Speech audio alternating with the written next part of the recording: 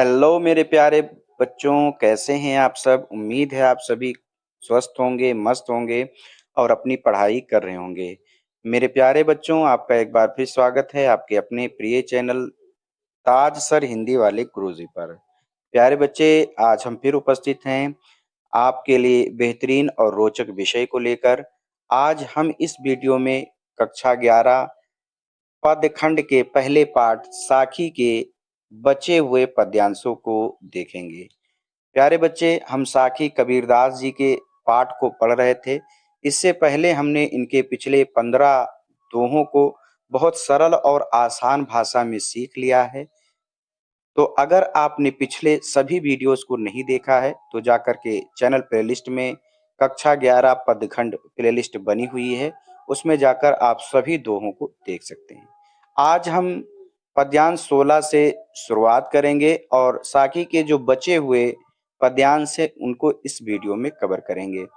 प्यारे बच्चे, पूरा वीडियो जरूर देखें क्योंकि यह पाठ आपके लिए बहुत महत्वपूर्ण है, आपकी परीक्षा की दृष्टि से भी और आपके जीवन की दृष्टि से भी। तो प्यारे बच्चे, आइए आज के इस वीडियो को शुरू करते हैं। चैनल पे नए हैं तो चैनल को सब्सक्राइब कर दें, बेल आइकन प्रेस कर दें ताकि जैसे ही कोई वीडियो डाली जाए वह आप तक पहुंच जाए। अब तक इस चैनल ने आपके ज्ञान को, आपके भविष्य को, आपके आंतरिक कौशल को संवारने के लिए निरंतर आपके लिए कार्य किया है और आप सभी बच्चों ने उसके प्रति जो सहयोग और स्नेह दिखाया है, इसके लिए आप सभी प्यारे बच्चों का दिल से धन्यवाद। तो प्यारे बच्चे, आइए आज इस पद्यांश को शुरू करते हैं, इस वीडियो को शुरू करते हैं। तो सबसे पहले हम किसी भी पद्यांश को पढ़ते हैं प्यारे बच्चे तो हम उसमें सरल अर्थ देखते हैं, उसके बाद उसका संदर्भ, प्रश्न और व्याख्या देखते हैं। तो आप पेन और पेंसिल निकाल लीजिए, चाहे पेंसिल से अपनी किताब पर लिख लीजिए और चाहे पेन से अपनी कॉपी पर लिख लीजिए। तो आइए एक एक शब्द का हम सरल अर्थ देखते हैं प्यारे बच्चे। पिंजर, पिंजर का अर्थ पिंजड़ा होता है, लेकिन हम यहाँ थोड़ा सा अपने तरफ से जोड़ के लिखेंगे, शरीर रूपी पिंजड़ा। कैसे क्या लिखेंगे प्यारे बच्चे? शरीर रूपी पिंजड़ा। ठीक है। प्रेम, प्रेम का लिखेंगे ईश्वर रूपी प्रेम। ठीक है, ईश्वर रूपी प्रेम। प्रकाशिया, प्रकाशिया मतलब प्रकाशित होता है। प्रकाशिया मतलब प्रकाशित होता है। अंतर, अंतर का दो अर्थ है, एक आप अंतःकरण भी लिख सकते हैं और एक हृदय भी लिख सकते हैं। तो चाहे आप अंतःकरण लिख लीजिए, चाहे आप हृदय लिख लीजिए, दोनों सही है, कोई दिक्कत वाली बात नहीं। भया मतलब हो जाता है, हो जाता है। उजास मतलब उजाला या प्रकाश, उजास मतलब उजाला या प्रकाश। मुख, मुख आप जानते हैं मुंह होता है, मुंह होता है। कस्तूरी आप थोड़ा सा समझ लीजिए, कस्तूरी एक बहुत सुगंधित पदार्थ है जो हिरण की नाभि में पाया जाता है। तो कस्तूरी तो हम लिखेंगे, लेकिन किस कस्तूरी की यहाँ बात हो रही है तो राम नाम रूपी कस्तूरी आप लिख लीजिएगा। क्या लिखेंगे प्यारे बच्चे? राम नाम रूपी कस्तूरी। ठीक है, इसका आप लिख लेंगे। आप महमही का लिख लेंगे प्यारे बच्चे, महक आने लगती है, महक आने लगती है। बाड़ी, वाड़ी आप जानते हैं, बाड़ी को वाड़ी लिख लेंगे, इस तरीके से वाड़ी कर लेंगे, वाड़ी। फूटी मतलब निकल पड़ती है या चारों ओर बस जाती है। फूटी पर मतलब निकल पड़ती है, फूट पड़ती है या चारों ओर बस जाती है। बास मतलब सुगंध, बास मतलब सुगंध। तो प्यारे बच्चे, सभी शब्दों का सरल अर्थ हो गया। अब जो चार चीजें महत्वपूर्ण हैं होती हैं, पहला आपका प्यारे बच्चे होता है संदर्भ, दूसरा आपका होता है प्रसंग, तीसरा आपका होता है व्याख्या और चौथा जो आपका है काव्यगत सौंदर्य। वो सारा कुछ हम इसमें देखेंगे। तो सबसे पहले हम संदर्भ देखते हैं। तो संदर्भ प्यारे बच्चे, इसके पहले के जो सभी वीडियोज हैं साकी के, उसमें भी मैंने बताया है और इसमें भी मैं आपको बता रहा हूं। संदर्भ आप हेडिंग डालेंगे और लिखेंगे, आप लिख भी लीजिए, नोट्स बनाते चलिए ताकि आपको दिक्कत ना हो।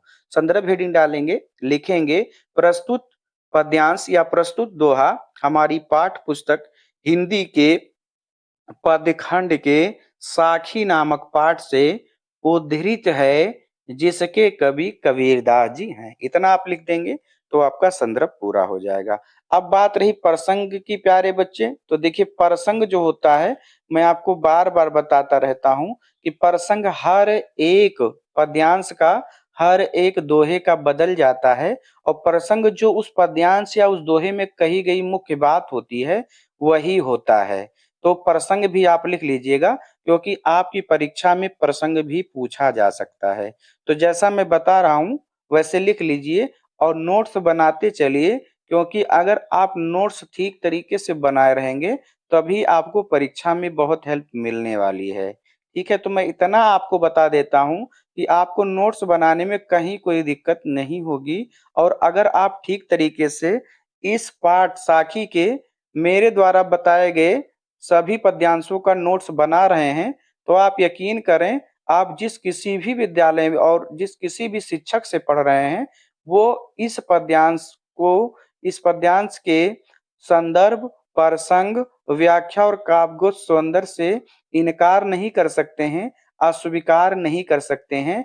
वह आपको पूरी तरीके से अंक ज़रूर देंगे क्योंकि इसमें बहुत सरल और सहज तरीके से आपको समझाया जा रहा है, बताया जा रहा है सारी बात और अगर आप ऐसे लिख कर लेकर जाएँगे, तो निश्चित रूप से आपको अंक भी मिलेगा और साथ में प्रशंसा भी मिलेगी। इसलिए नोट्स को बहुत अच्छी तरीके से बना लें प्यारे बच्चे और इसमें मैं आपको हर एक चाहे वो संदर्भ हो, चाहे प्रसंग हो, चाहे व्याख्या, चाहे काव्य सौंदर्य हो, सारी चीज़ों को बहुत अच्छे तरीके से बता भी रहा हूँ।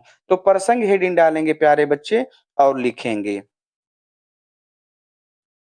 प्रस्तुत पद्यांश में कबीरदास जी कहते हैं कि ईश्वर की भक्ति साधक के हृदय को पवित्र तथा आनंदित करती है। तो ये आप क्या करेंगे, ये आपका प्रसंग हो जाएगा। अब व्याख्या मैं 2 बार बताऊंगा। पहले बार की व्याख्या आप समझ लीजिए, फिर दूसरे बार की आप व्याख्या लिख लीजिए। व्याख्या करने के लिए 3 चीज़ों की ज़रूरत पड़ती है। पहला तो आपका जो प्यारे बच्चे है सरल अर्थ मालूम हो, दूसरा वाक्य बनाना आता हो और तीसरा जो वाक्य में शब्द जोड़ने पड़ रहे हैं वो आपको आते हों। तो ये तीनों चीज़ें आपको यहाँ बताई जाएँगी। इन तीनों चीज़ों को अगर आप ठीक तरीके से समझ लेते हैं, तो आप कोई भी पद्यांश से कोई भी दोहा हो एकदम गज़ब कर ले जाएँगे। तो व्याख्या हेडिंग डालेंगे और थोड़ा-सा अपने तरफ से जोड़ के लिखेंगे।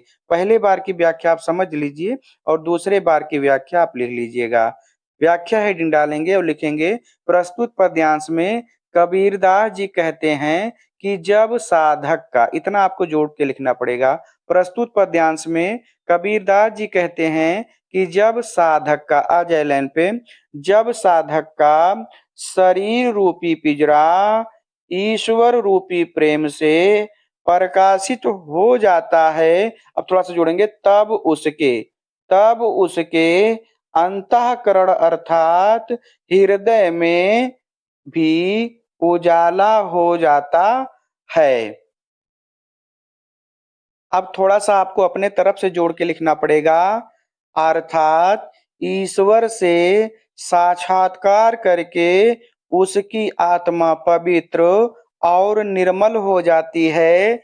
ऐसी स्थिति में क्या जोड़ना पड़ेगा फिर से समझ लीजिए, अर्थात ईश्वर से साक्षात्कार करके उसकी आत्मा पवित्र और निर्मल हो जाती है। ऐसी स्थिति में उसके आ जाइए दूसरी लाइन पे, ऐसी स्थिति में उसके मुख से राम नाम रूपी कस्तूरी की महक आने लगती है और उसकी वाणी से निकलने वाले राम नाम शब्द की सुगंध चारों ओर बस जाती है। इतना आप लिख देंगे तो आपकी व्याख्या एकदम कंप्लीट हो जाएगी।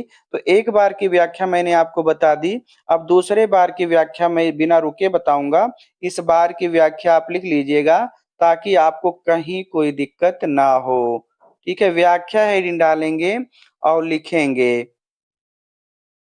प्रस्तुत पद्यांश में कबीरदास जी कहते हैं, जब साधक का शरीर रूपी पिंजरा ईश्वर रूपी प्रेम से प्रकाशित हो जाता है, तब उसके अंतःकरण अर्थात हृदय में भी उजाला हो जाता है, अर्थात ईश्वर से साक्षात्कार करके उसकी आत्मा पवित्र और निर्मल हो जाती है।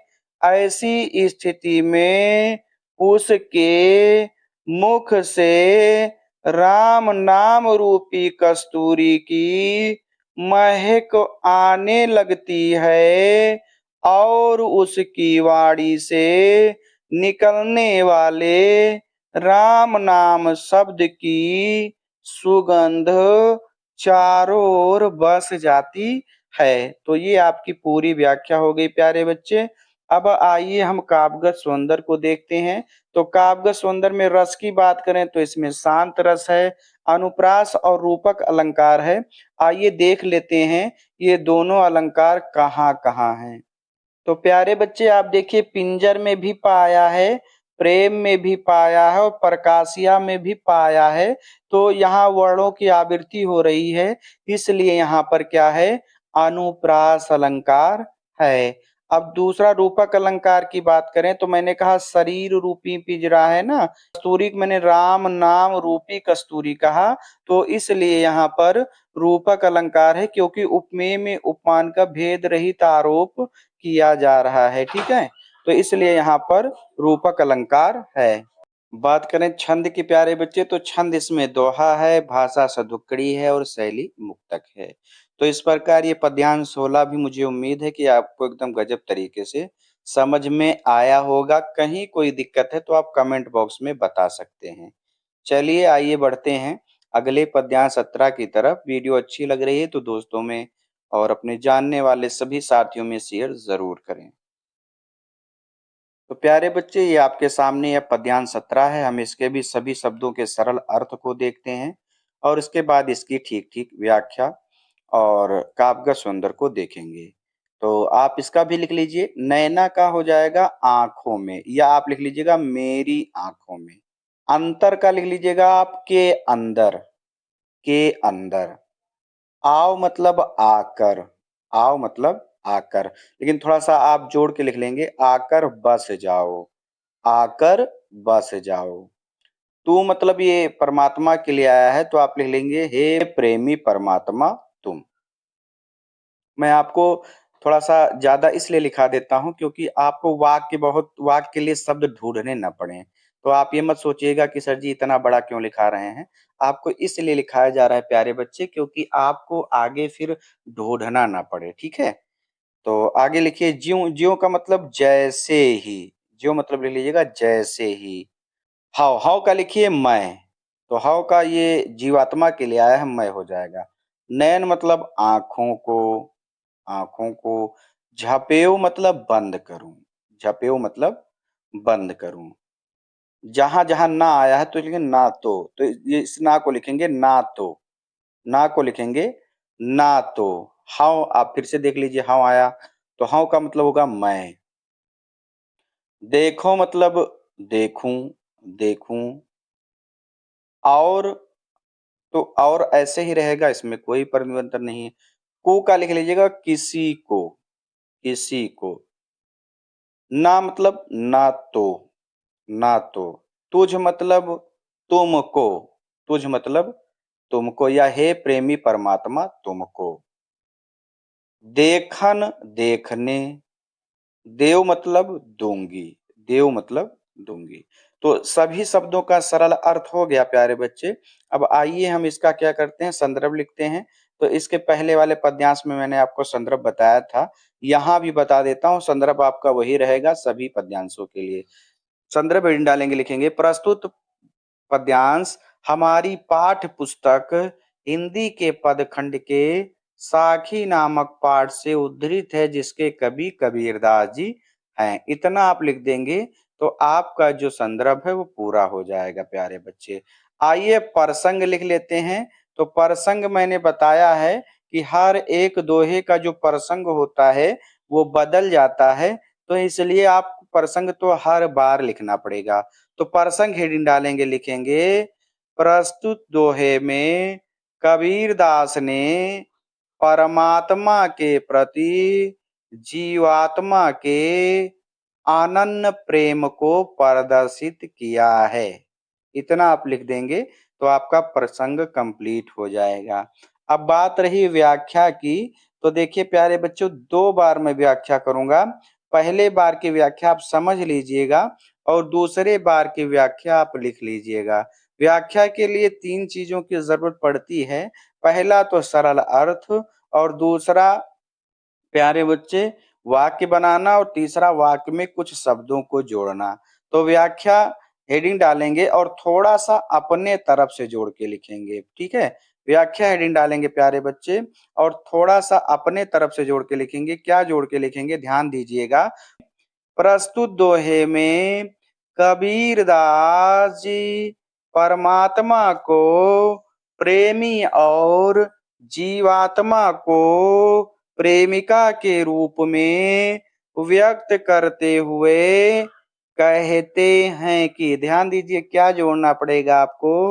प्रस्तुत दोहे में कबीरदास परमात्मा को प्रेमी और जीवात्मा को प्रेमिका के रूप में व्यक्त करते हुए कहते हैं कि, हे प्रियतम परमात्मा, जैसे ही मैं अपनी आंखों को बंद करूं, थोड़ा सा जोड़िए, वैसे ही वैसे ही तुम मेरे आंखों के अंदर आकर बस जाओ। अब आगे थोड़ा सा आपको जोड़ना पड़ेगा, ध्यान दीजिएगा। आगे कवि कहते हैं कि जीवात्मा अपनी प्रेमी परमात्मा से कहती है कि, हे परमात्मा, तुम मेरी आंखों के अंदर इस तरह बस जाओ। इतना आपको जोड़ना पड़ेगा। क्या जोड़ना पड़ेगा, ध्यान से सुन लीजिए। आगे कवि कहते हैं कि जीवात्मा अपने प्रेमी परमात्मा से कहती है कि, हे परमात्मा, तुम मेरे आंखों के अंदर इस तरह बस जाओ कि ना तो मैं और किसी को देखूं और ना तो तुमको देखने दूं। अब आपके 2 लाइन की व्याख्या पूरी हो गई, लेकिन थोड़ा सा अपने तरफ से जोड़ के लिखेंगे। कवि के कहने का तात्पर्य यह है कि जीवात्मा और परमात्मा दोनों एक दूसरे के प्रति अनन्य प्रेम भाव रखते हैं और यही प्रेम की असीमता है। और अब आपकी व्याख्या पूरी हो जाएगी। तो एक बार की व्याख्या हो गई, अब मैं दूसरी बार की व्याख्या बता रहा हूँ। इस बार की व्याख्या आप लिख लीजिएगा, क्योंकि पेपर में आपको या होमवर्क जब आपको मिलेगा तो आपको लिख कर लेकर जाना रहेगा। नोट्स के लिए भी आपको आवश्यकता पड़ेगी, तो लिख लीजिए इसको। व्याख्या हेडिंग डालेंगे और लिखेंगे, प्रस्तुत दोहे में कबीरदास जी परमात्मा को प्रेमी और जीवात्मा को प्रेमिका के रूप में व्यक्त करते हुए कहते हैं कि, हे प्रियतम परमात्मा, जैसे ही मैं अपनी आंखों को बंद करूं, वैसे ही तुम मेरे आंखों के अंदर आकर बस जाओ। आगे कवि कहते हैं कि जीवात्मा अपने प्रेमी परमात्मा से कहती है कि, हे परमात्मा, आप मेरे आंखों के अंदर इस तरह से बस जाओ, ना तो मैं किसी और को देखूं और ना तो तुमको देखने दूंगी। कवि के कहने का तात्पर्य है कि जीवात्मा और परमात्मा दोनों एक दूसरे के प्रति अनन्य प्रेम भाव रखते हैं और यही प्रेम की असीमता है। और इस प्रकार आपकी व्याख्या कंप्लीट हो जाएगी। अब आइए काव्य का सौंदर्य देख लेते हैं। तो रस की बात करें तो रस शांत है। अलंकार अनुप्रास अलंकार है। तो छंद दोहा है, भाषा सदुक्कड़ी है और शैली मुक्तक है। तो इस प्रकार जो आपका पद्यांश 17 था ये कंप्लीट हुआ। मुझे उम्मीद है कि आपको एकदम गजब तरीके से समझ में आया होगा। फिर भी अगर कहीं कोई दिक्कत है तो कमेंट बॉक्स में बता सकते हैं। और वीडियो अच्छी लग रही है तो दोस्तों में शेयर जरूर करें। आइए अगले पद्यांश की तरफ बढ़ते हैं। तो ये रहा प्यारे बच्चे आपका अगला पद्यांश, पद्यांश संख्या 18। धीरे धीरे करके हम साखी के सभी पद्यांशों को हल कर ले रहे हैं। आपको देखने में चैप्टर बहुत बड़ा लगा होगा और आप सोचे होंगे कैसे पढ़ाया जाए, लेकिन यहाँ पर बिल्कुल सरल तरीके से आपको सारा कुछ समझाया और पढ़ाया जा रहा है। तो आइए इसका भी हम सबसे पहले सरल अर्थ देखते हैं और उसके बाद हम सभी शब्दों का सरल अर्थ देखने के बाद संदर्भ, प्रसंग और व्याख्या का आपका सुंदर भी जानेंगे। तो आप लिखते चलिए, जो मैं बता रहा हूं आप ध्यान पूर्वक लिखते चलिए। कबीर एक कवि का नाम है तो ऐसे ही रहेगा, इसमें कोई परिवर्तन नहीं है। हरि का लिख लीजिएगा ईश्वर भक्ति रूपी। ईश्वर भक्त रूपी रस को मिलाकर लिख लेंगे ईश्वर भक्ति रूपी रस। तो हरि रस का क्या हो जाएगा, हरि रस का आप लिख लीजिए ईश्वर भक्ति रूपी रस। यो मतलब इस प्रकार, यो मतलब इस प्रकार। पिया ऐसे रहेगा पिया या पान किया। बाकी मतलब बाकी। ना रही, ना रही को एक साथ कर लीजिएगा नहीं रही, या शेष नहीं रही, इतने का हो जाएगा बाकी नहीं रही या शेष नहीं रही। था की मतलब थकान होता है, लेकिन हम इसको यहाँ प्यास के अर्थ में प्रयोग करेंगे और इसका आप लिख लीजिएगा सांसारिक मोह माया और विषय वासना रूपी प्यास। इतना आप लिखेंगे, क्या लिखेंगे बिल्कुल ध्यान से सुन लीजिए, सांसारिक मोह माया और विषय वासना रूपी प्यास। ठीक है। पाका, पाका मतलब पका हुआ या पके हुए। कलश आप जानते हैं, कलश माने घड़ा होता है तो घड़ा लिख लीजिए। कुम्हार का ऐसे ही रहेगा, कुम्हार बर्तन बनाने वाला जो होता है। बहुरी मतलब पुनः, पुनः। ना मतलब नहीं। चढ़ाई मतलब चढ़ाया जा सकता है। तो दोनों को जब मिला देंगे तो चढ़ाया नहीं जा सकता, ना चढ़ाई का हो जाएगा चढ़ाया नहीं जा सकता। चाक, चाक का अर्थ हो जाएगा चाक। आप जानते हैं ना, इसी पर मिट्टी को रखकर वो विभिन्न प्रकार की आकृतियों की सामग्री बनाते हैं, दिया बनाते हैं, घड़ा बनाते हैं, जो कुछ भी बनाते हैं चाक पर रखकर मिट्टी को ही बनाते हैं। ये गोल गोल घूमता रहता है। तो चाक का आप इस प्रकार लिख लीजिएगा चाक। तो सभी शब्दों का सरल अर्थ हो गया प्यारे बच्चे। अब आइए हम इसका सबसे पहले संदर्भ जानते हैं और उसके बाद इसका हम प्रसंग और व्याख्या काव्य सौंदर्य देखेंगे। तो संदर्भ मैंने सभी दोहों में लिखाया है, हालांकि आप वहां से भी लिख सकते हैं, संदर्भ एक समान रहेगा, लेकिन एक बार मैं बता देता हूं। संदर्भ हेडिंग डालेंगे और लिखेंगे प्रस्तुत पद्यांश या प्रस्तुत दोहा हमारी पाठ पुस्तक हिंदी के पदखंड के साखी नामक पाठ से उद्धृत है, जिसके कवि कबीरदास जी हैं। तो इतना आप लिख देंगे तो आपका जो संदर्भ है वो पूरा हो जाएगा। अब बात करें, जो अगली बात आती है प्रसंग की। तो देखिए प्रसंग प्यारे बच्चे बहुत महत्वपूर्ण होता है और ये हर एक दोहे में, हर एक पद्यांश में बदल जाता है, इसलिए प्रसंग आप जरूर लिखेंगे। प्रसंग हेडिंग डालेंगे और लिख लेंगे, क्योंकि प्रसंग भी पेपर में पूछा जाता है।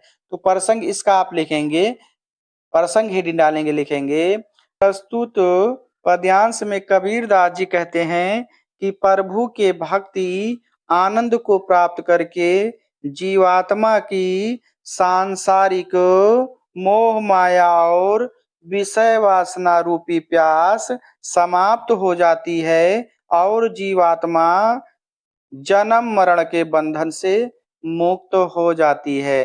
तो ये आपका प्रसंग हो जाएगा। अब आइए व्याख्या करते हैं। तो व्याख्या मैं 2 बार बताऊँगा और मैंने बहुत बार आपको बताया है कि व्याख्या के लिए 3 चीज़ें ज़रूरी हैं। पहला तो सरल अर्थ आना चाहिए, दूसरा आपको वाक्य बनाना आना चाहिए और तीसरा आपको वाक्य जोड़ने आने चाहिए। तो सरल अर्थ मैंने बता दिया जिससे हम वाक्य बनाएँगे और वाक्य के लिए कुछ शब्द को जोड़ूँगा भी मैं, जिसके बारे में मैं आपको बीच-बीच में बताऊँगा भी, तो बिल्कुल आप ध्यान से सुनिएगा। तो व्याख्या हेडिंग डालेंगे और थोड़ा-सा जोड़ के लिखेंगे प्रस्तुत दोहे में। प्रस्तुत दोहे में कबीरदास जी कहते हैं कि मैंने हरि भक्ति रूपी रस को इस प्रकार पिया कि मेरे अंदर, इतना आपको जोड़ना पड़ेगा कि मेरे अंदर सांसारिक मोह माया और विषय वासना रूपी प्यास बाकी नहीं रही।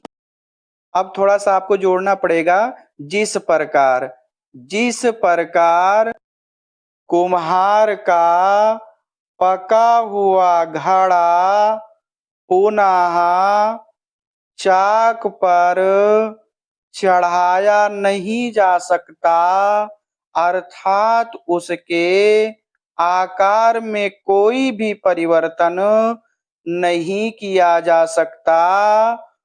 अब और आपको आगे जोड़ना पड़ेगा, उसी प्रकार अब मेरे ऊपर भी सांसारिक तृष्णा का कोई भी प्रभाव नहीं पड़ सकता और ऐसी स्थिति में मैंने जीवन मरण के बंधन से मुक्ति प्राप्त कर ली है। तो इस प्रकार एक बार की व्याख्या आपकी कंप्लीट हो गई प्यारे बच्चे। अब दूसरे बार की जो व्याख्या है वो मैं बता रहा हूं, आप बिल्कुल ध्यान से सुनेंगे। इस बार की व्याख्या आप लिख लेंगे क्योंकि पेपर में आपको यही लिखना होगा। चलिए आइए देखते हैं व्याख्या एक बार फिर से। तो व्याख्या हेडिंग डालेंगे प्यारे बच्चे और लिखेंगे प्रस्तुत दोहे में कबीरदास जी कहते हैं कि मैंने हरि भक्ति रूपी रस इस प्रकार पिया कि मेरे अंदर सांसारिक मोह माया और विषय वासना रूपी प्यास बाकी नहीं रही। जिस प्रकार कुम्हार का पका हुआ घड़ा फिर से चाक पर चढ़ाया नहीं जा सकता, अर्थात उसके आकार में कोई भी परिवर्तन नहीं किया जा सकता, उसी प्रकार अब मेरे ऊपर भी सांसारिक तृष्णा का कोई प्रभाव नहीं पड़ सकता और ऐसी स्थिति में मैंने जीवन मरण के बंधन से मुक्ति प्राप्त कर ली है। तो इतना आप लिख देंगे तो आपकी व्याख्या एकदम पूरी हो जाएगी और आप नंबर पाने के लिए इसी तरीके से आपको लिखना चाहिए। चलिए अब काव्य सौंदर्य की चर्चा करते हैं। तो रस की बात करें तो इसमें रस जो है आपका शांत रस है। अलंकार की बात करें तो अनुप्रास अलंकार है, श्लेष अलंकार है और दृष्टांत अलंकार है। तो आइए देख लेते हैं कि ये तीनों अलंकार कहाँ कहाँ है प्यारे बच्चे। तो पहला जो आप देखिए कबीर में रा आया है, हरि में भी रा आया है, तो यहाँ वर्ण की आवृत्ति हुई है, इसलिए आप यहाँ पर क्या कर सकते हैं अनुप्रास अलंकार। देखिए कलश में भी का आया है और कुम्हार में भी का आया है, तो इसलिए यहाँ पर भी अनुप्रास अलंकार है। अब बात करें श्लेष अलंकार की तो प्यारे बच्चे ये आप पाका कलश देख रहे हैं। कुम्हार के लिए ये पक्का बर्तन है, पका घड़ा है, लेकिन एक योगी के लिए पाका कलश का अर्थ है अपरिवर्तित मन, जो मन परिवर्तित ना हो। तो इस पाका कलश के एक से ज्यादा अर्थ हैं और जहां एक से ज्यादा अर्थ जब शब्द के होते हैं तो वहां श्लेष अलंकार होता है। अब आइए दृष्टांत अलंकार देख लेते हैं। तो दृष्टांत अलंकार कहाँ होता है प्यारे बच्चे, जब किसी बात को उदाहरण के माध्यम से समझाया जाए।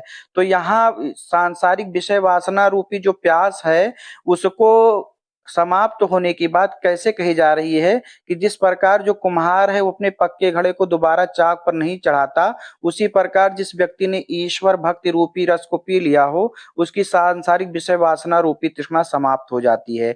तो यहाँ पर कुम्हार का उदाहरण देके, कुम्हार के घड़े का उदाहरण देके और चाक का उदाहरण देके चीजों को समझाया गया है। तो इसलिए यहाँ पर दृष्टांत अलंकार है। एक अलंकार यहाँ पर और है, आप बढ़ा लीजिएगा, रूपक अलंकार। ठीक है, कौन सा अलंकार है? रूपक। रूपक कहाँ है? मैंने बताया हरि रस को ईश्वर भक्ति रूपी रस, और था कि को मैंने यहाँ बताया था कि सांसारिक मोह माया और विषय वासना रूपी प्यास। तो यहाँ पर रूपक अलंकार है। तो चार अलंकार इस पद्यांश में हैं।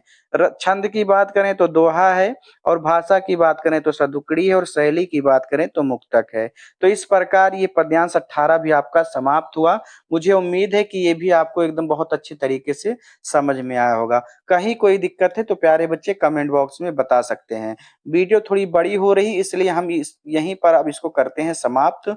पूरा वीडियो आप सभी प्यारे बच्चों ने देखा, इसके लिए आपको धन्यवाद। बस आप सभी निवेदन यही विनती है कि आप वीडियो को ज़्यादा से ज़्यादा दोस्तों में शेयर भी करें, ताकि वह भी एक अच्छे जगह से हिंदी को पढ़ सकें। और आपने जो अब तक सहयोग दिखाया उसके लिए आप सभी प्यारे बच्चों का दिल से धन्यवाद। तो मिलते हैं बाकी बचे हुए जो 3 पद्यांश है साकी के, उसको लेकर अगले पार्ट में।